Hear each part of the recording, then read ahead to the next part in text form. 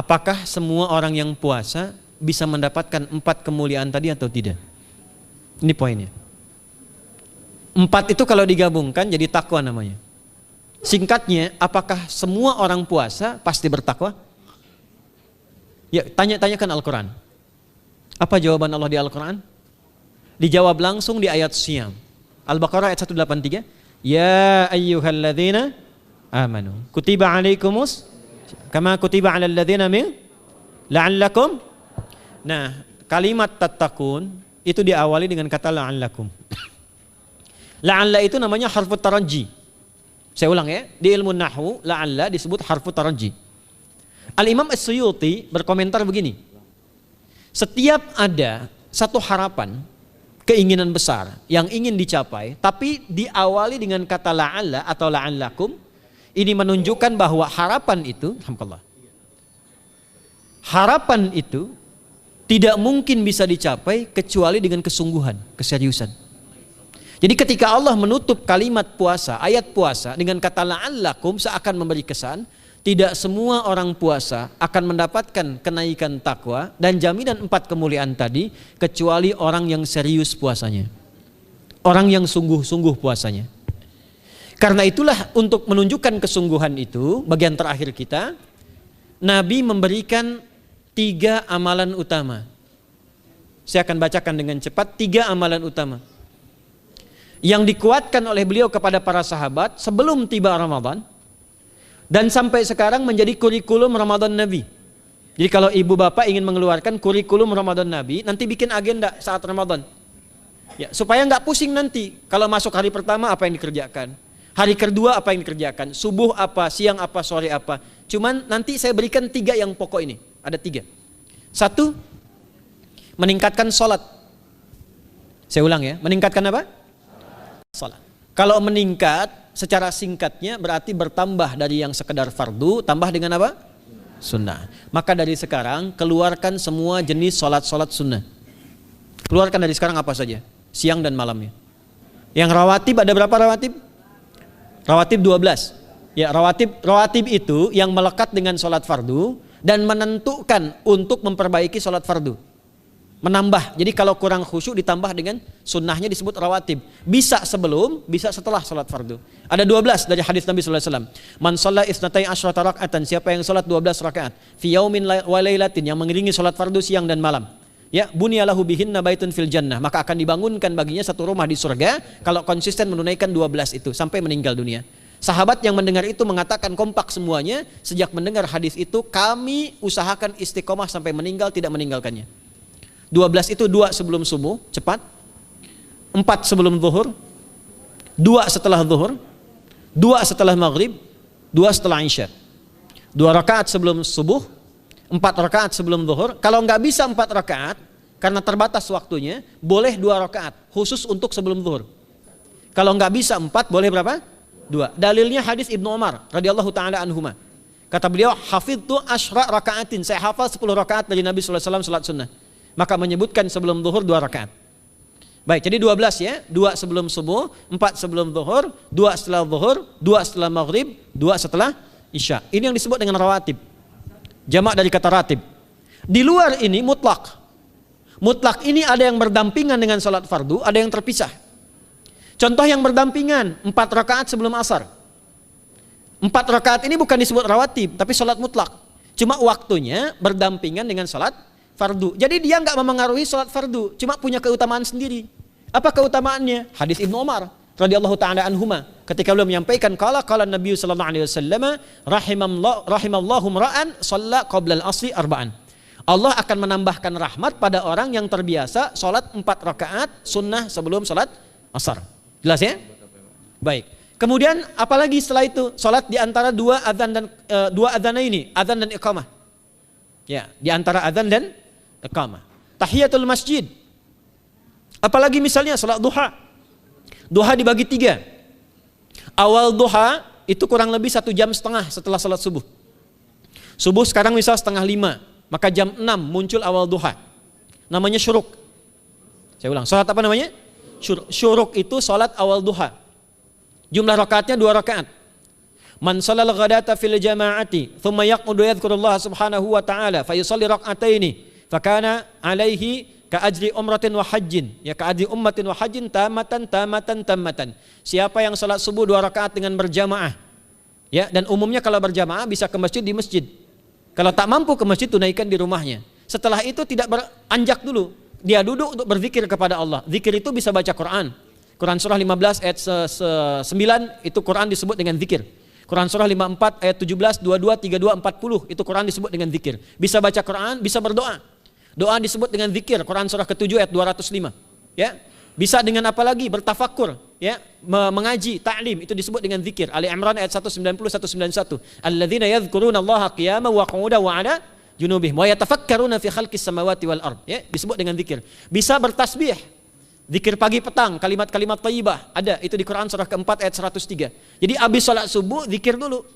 Doa dulu, zikir dulu, belajar dulu, tafsir dulu. Setelah itu muncul syuruk. Perjalanannya disebut isyraq, melewati masyrik, 1 tombak bayangan, dia salat 2 rakaat, itu pahala salatnya senilai haji dan umrah. Sempurna. Bukan sudah haji, bukan. Mau kemana? Ibu mau haji dulu? Tidak. Ya, hajinya nanti bulan Dzulhijjah.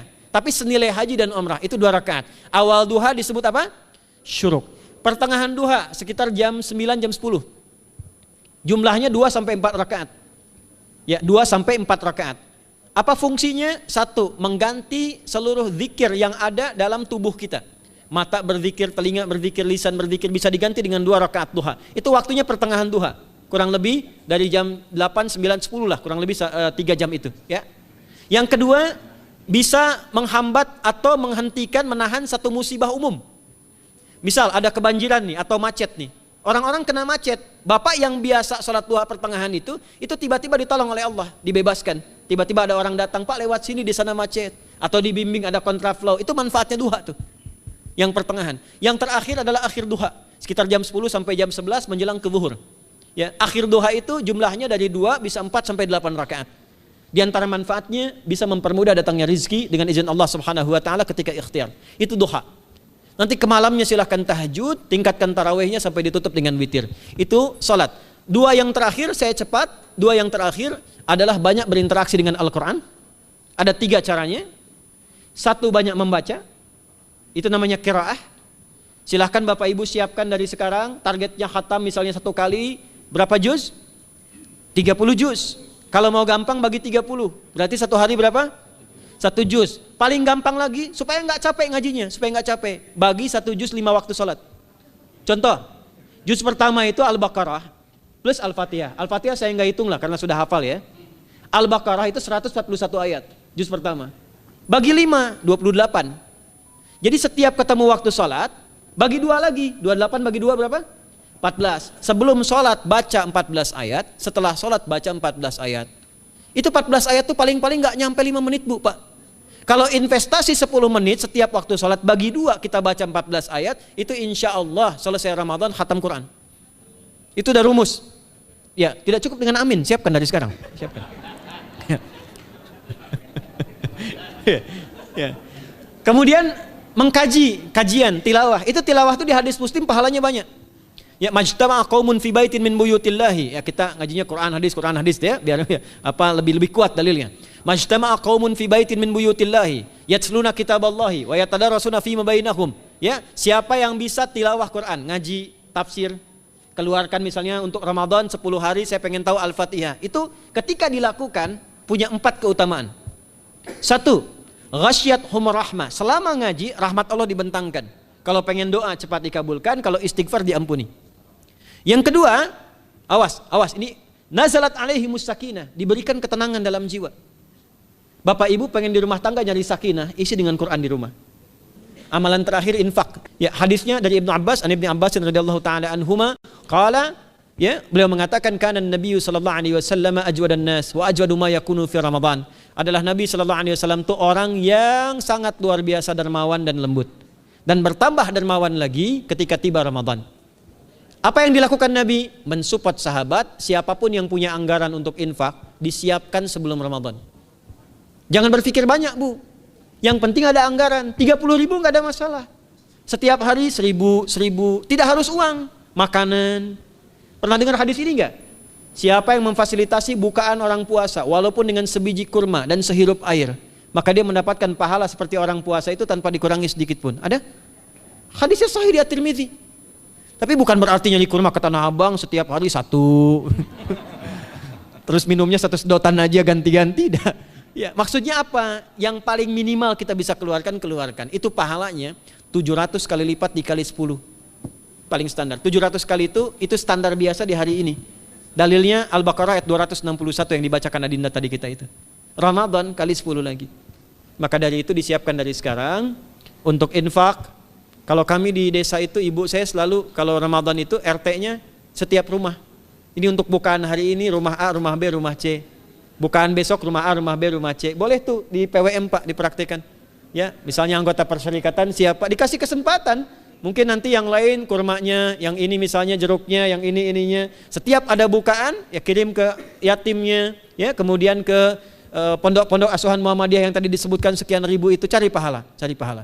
Ya, saya kira itu yang bisa saya sampaikan sampai dengan batas waktu yang diberikan. Semoga bermanfaat dan semoga Allah Subhanahu wa taala memberikan kemuliaan kepada kita semua, kesehatan. Dan saya yang terakhir saya ingin sampaikan doa penting. Tolong hafalkan doa ini.